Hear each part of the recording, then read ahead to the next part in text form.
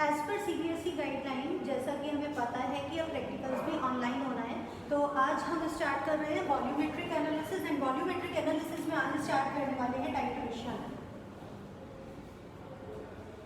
इन 12th standard titration में आप लोगों को करना है KMnO4 versus FAS and KMnO4 versus oxalic acid. And today I will cover KMnO4 versus FAS। यहाँ पर FAS KMnO4 तो हमें समझ में आ रहा है पोटाशियम परमैंगनेट, बट FAS एक एब्रिविएटेड फॉर्म है और ये है क्या? FAS is ferrous ammonium sulphate and it is also known as Mohr salt. अब फेरस अमोनियम सल्फेट का formula it is FeSO4 dot NH4 whole twice SO4 dot 6H2O. It is double salts. जब आप coordination compound पढ़ते हैं 12th में lesson, तो यहाँ पर आपको डबल सॉल्ट और कॉम्प्लेक्स कंपाउंड्स में डिफरेंस नजर आता है। तो आप वहाँ पर FAS भी एस डबल सॉल्ट स्टडी करते हैं, तो FAS क्या है? डबल सॉल्ट है। अब यहाँ पर हम स्टडी करने वाले हैं टाइट्रेशन। टाइट्रेशन मीन्स अभी FAS की मोलारिटी मुझे पता है, स्ट्रेंथ पता है, इसलिए हम इसे बोलते हैं स्टैंडर्ड सोल्यूशन। या मैंने लिखा हुआ है standard solution. What is known as standard solution? मैं जो यहाँ पर लेने वाली हूँ वो लेने वाली हूँ M/20 FAS solution. It means मुझे इसकी मोलारिटी पता है, और मोलारिटी जिस सोल्यूशन की पता है उसकी हेल्प से हम KMnO4 की मोलारिटी फाइंड आउट करने वाले हैं। यही प्रोसेस कहलाता है टाइट्रेशन। तो अब हम पहले टर्म कर लेते हैं कि व्हाट मीन्स टाइट्रेशन, टाइट्रेंट ये सब क्या है। तो फर्स्टली टाइट्रेशन। टाइट्रेशन का मतलब होता है with the help of known concentration solution to find out the concentration of the unknown solution. अभी मैंने आपको बोला कि FAS की मोलारिटी मुझे पता है, it means it is the solution whose molarity I know, and with the help of FAS I can find out molarity and strength of KMnO4 solution. This is titration. Now next term is titrant. Titrant क्या होता है? वो reagent जिसकी molarity और जिसकी concentration पता है। तो it's mean titrant is the reagent whose concentration we know. देखिए यहाँ पर डेफिनेशंस भी मैंने मेंशन किया हुआ है। Titration is what? To know molarity and strength of the unknown solution with the help of standard solution. Standard solution जिसकी molarity हमें पता है। Titrant the reagent whose concentration is known, it is known as titrant. तो इन दोनों में से हमें किसका कंसंट्रेशन पता है? FAS का। It means it is titrant. Okay, next term is titrant. Titrant whose molarity we have to find out. जिसकी मोलारिटी, जिसकी कंसंट्रेशन हमें फाइंड आउट करना है उसे बोलते हैं titrant. It means KMnO4 act as titrant. अगर पूछा जाए कि KMnO4 वर्सेस FAS में टाइट्रेंट क्या है और टाइट्रेंट क्या है, now you can give answer FAS is titrant and KMnO4 is titrant. Now next term is the end point. अब यहाँ पर जब हम रिएक्शन करवा रहे हैं KMnO4 की FAS के साथ, तो वो पॉइंट जिस पर रिएक्शन कंप्लीट हो रही है उसी को बोला जाता है, उस टाइम पीरियड को बोला जाता है एंड पॉइंट। तो एंड पॉइंट हमें क्या इंडिकेट करता है? That reaction is completed. Standard solution. Standard solution means the solution whose molarity we know, it means whose concentration we know. तो स्टैंडर्ड सोल्यूशन क्या होगा? वो सोल्यूशन जिसकी मोलारिटी और स्ट्रेंथ हमें पता है। नेक्स्ट आता है redox titration. Redox titration means the titration which is based on redox reaction. Redox reaction chapter हम पढ़ चुके हैं, तो अभी यहाँ पर भी रेडॉक्स रिएक्शन ही फॉलो होने वाला है। देखते हैं, मैं KMnO4 वर्सेज FAS का आयनिक इक्वेशन लिखने वाली हूँ, उसमें आपको इंडिकेट करती हूँ कि कैसे रेडॉक्स है, और इसी पर बेस जब हम टाइट्रेशन करने वाले हैं तो इसे हम बोलते हैं redox titration. Now look at this. KMnO4 के लिए अगर हमें आयन लिखना है तो लिखा जाएगा MnO4 नेगेटिव। FAS में से फेरस सल्फेट है, it means Fe2 positive. MnO4 negative converted into Mn2 positive and ferrous ion converted into ferric ion Fe3 positive. Now look at this. Mn का ऑक्सीडेशन स्टेट फाइंड आउट करते हैं। Mn का oxidation state find out करने के लिए देखिए यहाँ पर Mn के लिए X for 1 oxide -2, for 4 oxide -8 equals to charge ले लेते हैं जो स्पीशीज पर चार्ज है -1। इट मीन्स Mn का ऑक्सीडेशन स्टेट क्या निकल के आता है? +7। अब ये है मोनोएटॉमिक आयन। मोनोएटॉमिक आयन का जो चार्ज होता है वही उसका ऑक्सीडेशन स्टेट होता है। इट मीन्स Fe2 पॉजिटिव के लिए ऑक्सीडेशन स्टेट होगा +2। Now next Mn2 positive, further it is again monoatomic ion और इसका चार्ज चार्ज ही होगा इसका oxidation state, it means +2 and for Fe3 positive +3. Now look at this, Mn oxidation state +7 to +2, it means there is decrease in oxidation state. और अगर decrease है oxidation state में तो आप इसे क्या बोलते हो, reduction. याद आ गया? और अगर ऑक्सीडेशन स्टेट में इंक्रीज है from reaction to product side, it is known as oxidation. तो क्या यहाँ पर इस आयनिक इक्वेशन में ऑक्सीडेशन एंड रिडक्शन दोनों ही टर्म्स नजर आ रहे हैं? It means it is part of redox reaction. Okay, तो हम जो टाइट्रेशन करने वाले हैं वो टाइट्रेशन कैसा है, रिडॉक्स टाइट्रेशन है. 11th में भी हमने टाइट्रेशन किया है, but it was the acid based titration. In 12th standard you have to do redox titration in which is based on redox reaction. तो अब कंटिन्यू करते हैं कि टाइट्रेशन के टर्म्स क्या हैं. जब हम FAS लेते हैं तो FAS में डाइल्यूट H2SO4 ऐड किया जाता है. अब क्वेश्चन अराइज होता है, when we use only dilute H2SO4, why don't use HCl and HNO3. हम सिर्फ H2SO4 ही ऐड क्यों करते हैं, HCl और HNO3 ऐड क्यों नहीं करते हैं? तो इस क्वेश्चन का आंसर ये है, HNO3 हमें पता है ये ऑक्सीडाइजिंग एजेंट है, स्ट्रॉन्ग ऑक्सीडाइजिंग एजेंट है. और इन दोनों में भी देखिए MnO4 नेगेटिव ऑक्सीडाइज कर रहा है ferrous to ferric. It means MnO4 negative act as oxidizing agent and Fe2 positive act as reducing agent. Okay. अब MnO4 माइनस का वर्क क्या है, फेरस टू फेरिक ऑक्सीडाइज करना. लेकिन अगर स्ट्रॉन्ग ऑक्सीडाइजिंग एजेंट की प्रेजेंस होगी तो MnO4 नेगेटिव का फंक्शनिंग रुक जाएगी.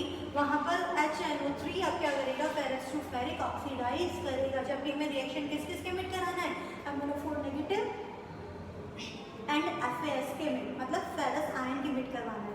इट मीन्स HNO3 हम यूज नहीं कर सकते because it is strong oxidising agent. Now come to the HCl. Cl negative है और जो कन्वर्ट हो जाता है Cl2 में. Cl नेगेटिव पर ऑक्सीडेशन स्टेट -1 और Cl2 पर ऑक्सीडेशन स्टेट 0. तो क्या नजर आ रहा है, -1 to 0, it mean increase in oxidation state. तो यहाँ पर हम क्या कह सकते हैं, ऑक्सीडेशन है. और अगर ऑक्सीडेशन हो रहा है तो ऑक्सीडेशन MnO4 माइनस को तो फेरस टू फेरिक ऑक्सीडाइज करना है, ना कि chloride to chlorine. Got the point? MnO4 negative की फंक्शनिंग क्या है, it will oxidise ferrous ion to ferric ion, ना कि chloride ion to chlorine ion. Further MnO4 negative properly FAS के साथ रिएक्ट नहीं कर पाएगा और हमें रिजल्ट प्रॉपर नहीं मिलेगा. That's why we will consider dilute H2SO4 and we will add dilute H2SO4 to FAS. Clear हो गई यहाँ तक की बात? ये तो हमने अभी जाना टाइट्रेशन. हमें टाइट्रेशन कौन सा करना है, today we will consider MnO4 versus FAS. कि MnO4 versus oxalic acid next turn पर करते हैं. कि MnO4 वर्सेस FAS में हमने जाना किसकी, हमें मोलारिटी और कंसंट्रेशन पता है, हमें FAS की कंसंट्रेशन और मोलारिटी पता है. That's why it is known as standard solution और हम इसे टाइट्रेंट भी कहते हैं. इसकी हेल्प से हम MnO4 की कंसंट्रेशन फाइंड आउट करने वाले हैं. यही प्रोसेस कहलाता है titration. With the help of known concentration solution to find out concentration और strength of unknown solution known as titration. Titrant जिसकी मोलारिटी कंसंट्रेशन हम जानते हैं, टाइट्रेंट जिसकी कंसंट्रेशन हमें फाइंड आउट करनी है. और एंड पॉइंट जब रिएक्शन कंप्लीट होगी तब हमें पता लग जाएगा एंड पॉइंट पर कि ये एंड पॉइंट है. कैसे पता लगेगा, कि MnO4 is self indicator. In this case, in this titration MnO4 self indicator है. You can point out it MnO4 is self indicator. हमें पता है कि MnO4 colour is violet, dark pink.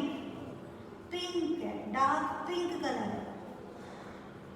अब जब डार्क पिंक कलर MnO4 की एक drop जब FAS में ऐड होगी, पिंक कलरेशन अराइज होगा एंड इट विल डिसअपियर. वो कंप्लीटली डिसअपियर हो जाएगा. इट मींस कंप्लीटली कि MnO4 react with FAS.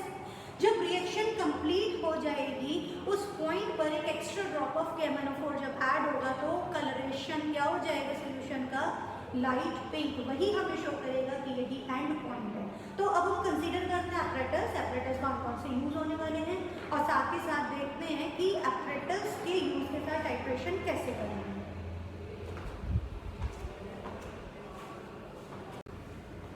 Okay, apparatus used are, this is burette. Burette को अटैच कर रखा है ब्यूरेट स्टील से, ठीक है। ब्यूरेट मेजरमेंट इज 50 ml, जिसमें हमने क्या लिया हुआ है कि MnO4 फिल किया हुआ है। It means it is what titrant, ठीक है।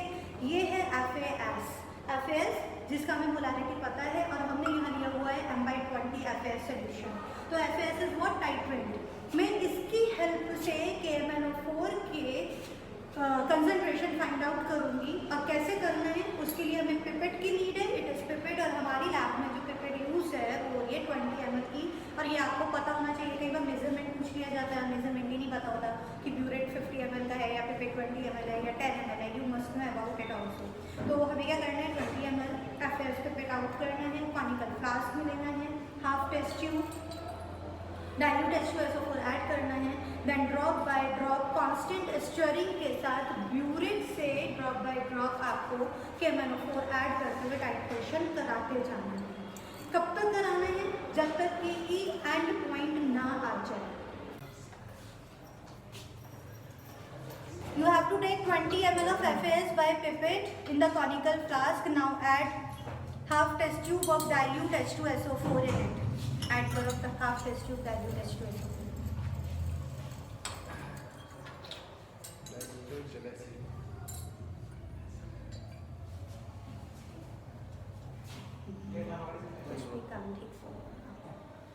Now add half test tube of dilute H2SO4 to conical flask in FAS and stir it. Now add KMnO4 drop by drop. Start.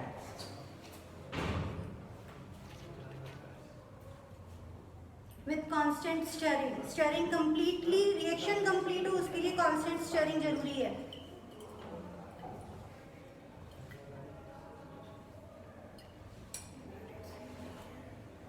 करते रहो।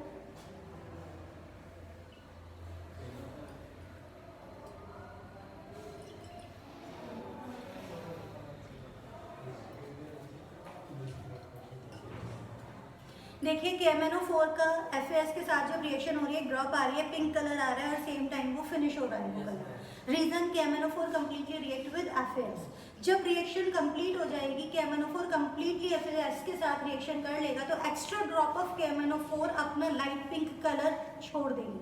तो यही हमें इंडिकेट करेगा कि रिएक्शन कंप्लीट हो चुकी है। नाउ एंड पॉइंट कम्स और हमें वही रीडिंग मेजर करनी है, ठीक है। यहाँ तक अच्छे से ध्यान से करना है, कोई मिस्टेक नहीं होनी चाहिए। स्टीयरिंग कांस्टेंट होनी चाहिए जिसकी वजह से रिएक्शन कंप्लीट हो, हम इस चीज़ को कंप्लीटली इंश्योर कर सकें। एक भी ड्रॉप बाहर नहीं आनी चाहिए।